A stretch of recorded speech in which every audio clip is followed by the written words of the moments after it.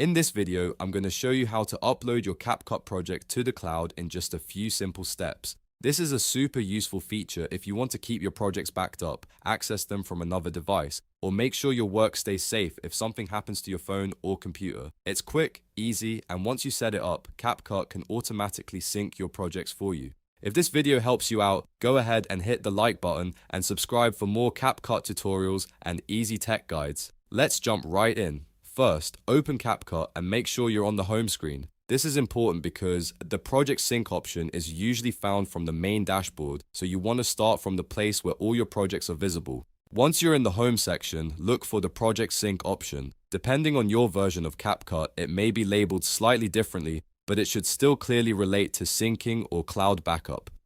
Go ahead and click on Project Sync. When the option opens, you'll see a switch or toggle that turns syncing on. Tap or click that toggle to turn it on.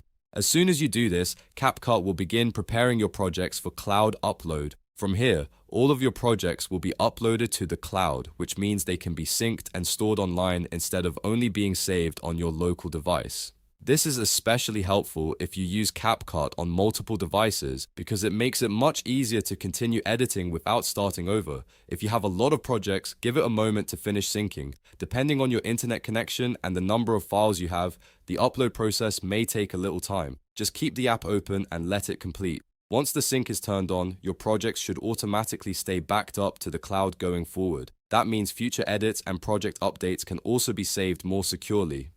So to quickly recap, open CapCut, go to the home screen, click Project Sync and turn it on. That's all it takes to upload your CapCut projects to the cloud. If this tutorial helped you, don't forget to like the video and subscribe for more simple step-by-step tutorials just like this one. Thanks for watching and I'll see you in the next video.